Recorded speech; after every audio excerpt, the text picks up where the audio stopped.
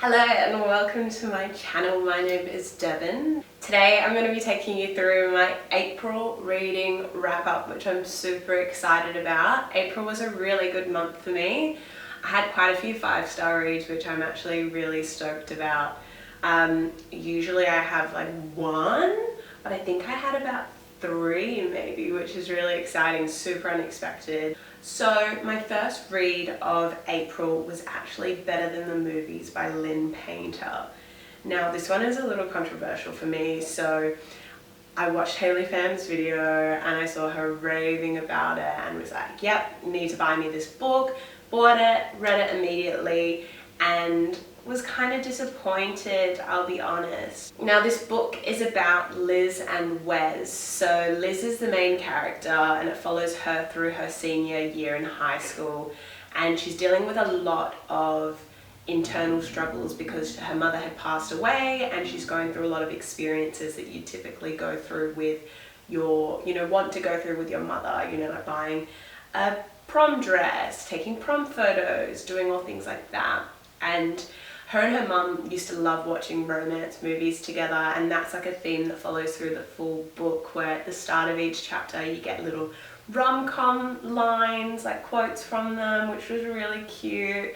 And she's such a hopeless romantic and just wants to have that love experience in her final year at school. And this book is actually enemies to lovers, which is of course one of the best tropes ever, and my personal favorite is actually Guy Falls First, which is just so cute. I love seeing, especially enemies to lovers and Guy Falls First is just like the best pairing of tropes ever, because it's like you think he hates you but he's actually been like, pining for you all this time, and it's just so cute. So I loved that aspect of it. The thing that got me was that I don't think that I'm the target audience for this book. I think that if you're around high school age or, freshly out of high school, it would be a really good book for you. I think the language is right for it and the experiences and the plot points it goes through is perfect for it.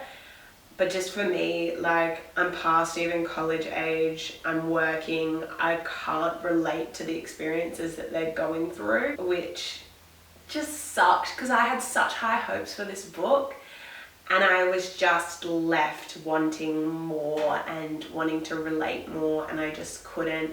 And I tried watching all the TikToks of it and it just stimulated a little bit in me, like, it was cute, but it just didn't get me into it enough, so I gave this book 3 stars. My second read in April was actually The Last Thing He Told Me by Laura Dave.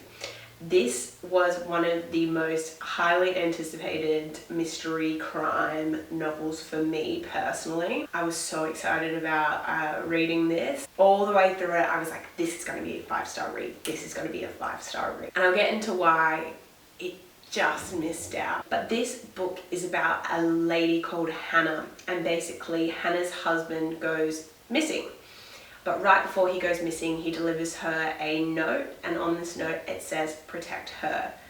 Now who he's referring to is the husband's daughter, who is Hannah's stepdaughter. Her name is Bailey. And basically it's this big investigation and she's trying to uncover where her husband went, what his intentions were, what would cause him to disappear when all he cares about is his wife and his daughter. And I was so excited to find out why. Like, it's the whole thing, why, all the way through.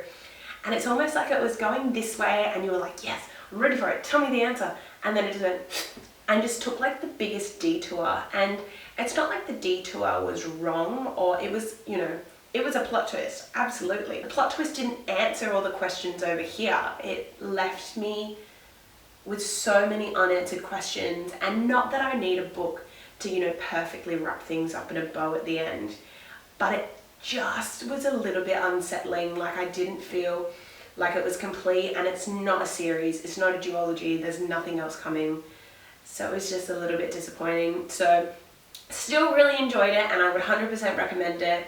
Super amazing mystery crime novel, but I gave it 4 stars.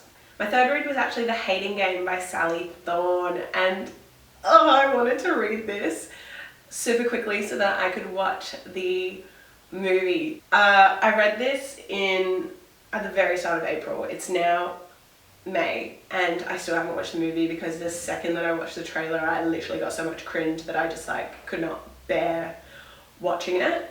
Am I the only one? If you think that it's not just me and that you like really are struggling to like put yourself through watching it, let me know. Basically, this is about Lucy and Josh. So this is an office romance and enemies to lovers. This is another guy falls first, which I love. And I did enjoy this book. I found this really fun. I like the office romance. I like that they were, so basically they were pining for the same job, and they would have this thing called the hating game, where they have these little games they would play in the office to like stir things with each other. And I found it really fun. It was quite playful, and seeing them slowly fall for each other and, you know, warm up to each other was really nice. There was definitely bits of it that were cringe. Like, why did she have a Smurf collection? Why was that a thing? Was it necessary? Could it have been, you know, oh, she collects, I don't know, artworks, or she collects friggin', I don't know, anything with the Smurfs, really? Like, was it necessary? I did enjoy it. I ended up giving the hating game 4 stars, which I think, this was on Goodreads. I think it would have been a 3.5 if it had been on Storygraph. I'll be honest, I don't think I enjoyed it as much as, say, The Last Thing You Told Me. But yeah, 3.5 rounded up to 4. The next book I read, which is my first 5-star read of April, was Survive the Night by Riley Sager. Now this is a thriller if I ever heard of it. Survive the Night is about Charlie. So Charlie is in college, and there is a campus killer going around who actually killed her best friend. And she is really struggling with it, and she decides, I'm going to drop out, I'm going to leave campus for a little bit, and I need to go home as soon as possible. And this is set in the 90s, so they actually have like a campus, you know, community board, and she finds someone who is a complete stranger to drive her home. Basically, she gets into this car with this guy, Josh, who is a complete stranger. And through this drive, she starts to put things together and thinks that this guy is the serial killer. Now, this book was just plot twist after plot twist after plot twist. It was insane. Like, you literally thought it was going one way, and then it was like, ha, psych. And then you're like, oh, that makes total sense. And then it's like, ha, psych again. And it's just like, you gooped me. You gooped and gagged me. Like, I was shocked. I was blown away. It was just so good. If you want a thriller that like makes you terrified to keep reading on, like I literally was sitting there like heart racing, blood pressure rising, like it was scary. And there was bits where I was like, I can't look, but I can look, but I can't look, but I can look, you know? It was a lot. I actually gave that book 5 stars. I loved it, and will potentially look into any other books that Riley Sager has written. Now, the next book I read was The Song of Achilles by Madeline Miller.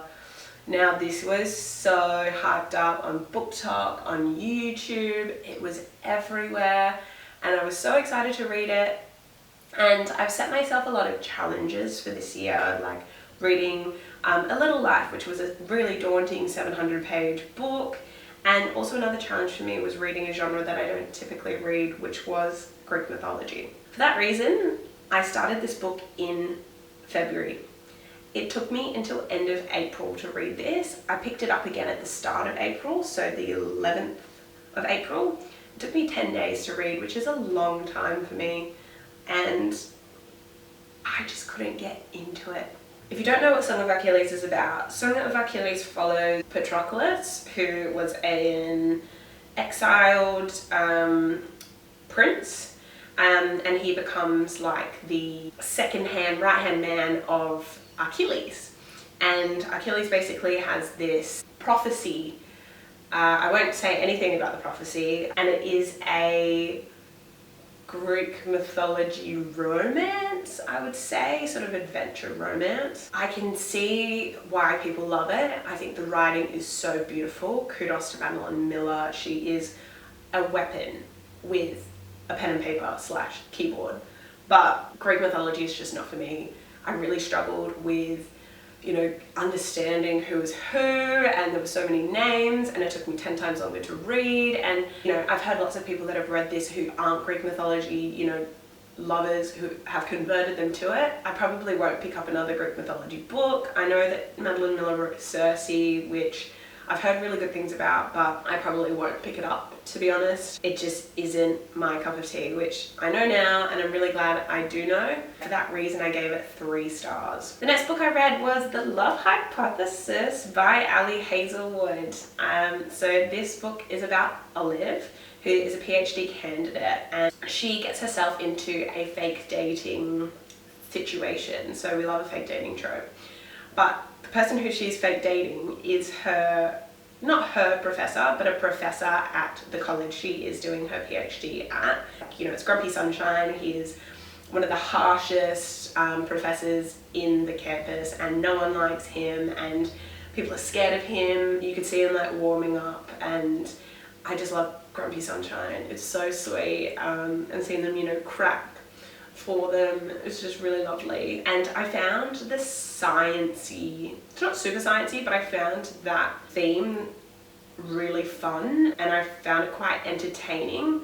It kind of reminded me of the Rosie Project, which I loved. I found it really, really entertaining and engaging and fast-paced. It felt mature to me. A lot of romances I struggle with because they just feel cringy, and the funniest thing is that I read the blurb of this and I was like, ugh, that looks really cringe to me, but I'm gonna read it anyways. And it didn't feel like that reading it at all. It felt mature, and it felt like, it didn't feel like a young adult romance like what I had in Better Than the Movies. It felt like something that was targeted to me, and I think that's why it resonated really well with me. So for that reason, I actually gave The Love Hypothesis 5 stars. It probably would have been a 4.5 if it was on Storygraph, but I had really fun reading this book. And my final read of April was Where the Crawdads Sing by Delia Owens, and it was phenomenal. I freaking loved it. It is about the Marsh girl. Her name is Kaya. So basically this is set in the 50s, 60s. And basically you go through her backstory of why she, is this lone girl living in absolute poverty in the marshes in, correct me if I'm wrong, it's somewhere like Carolina-y way. I'm Australian, I don't know these areas. It all is just kind of swamp to me. Hello, editing Dev here. I was right, it was North Carolina. Technically, I wasn't super spot on with which Carolina it was, but I got like the general essence of it, so go me. And basically it follows her life, living on the marsh, and basically she's kind of ends up being like a sort of folk tale in the community, and everyone's quite scared of her. And eventually it follows through her life, through the start of her life, I guess. It's a coming of age, and then eventually there's a murder in the community and everyone points their fingers at her. And oh my god, the ending, I freaking loved it. When you're like, it wraps everything up and you're like, oh god, that was really good. And then like you're on the last page like, oh, I'm excited to finish, and it's like, bam, here's another plot twist. It was just so good, and I'm so excited to see the movie. Miss Ma'am, our Lord and Saviour, Miss Blondie Taylor Swift, her Lana Del Rey moment on the trailer. I'm so excited. Definitely wanted to read this book, and I'm so glad I did, so that I have so much hype going into the movie. It comes out in July. For anyone that doesn't know, Delia Owens put her friggin' into it. It was just so good. It's one of those books, I think A Little Life and Where the Crawdads Sing, where I come back to it and I'm like, wow, and I can't stop thinking about it. So that was a 5-star read for me, and what a freaking good month April was. 3 to 5-star reads. May's had a really good start to it. I'm 3 books in, and it's the 10th, which is amazing.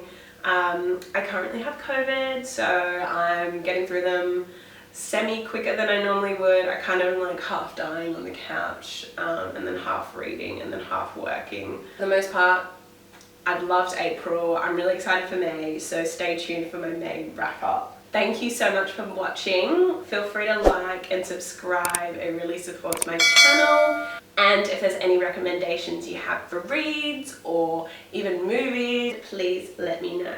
See you next time. Bye.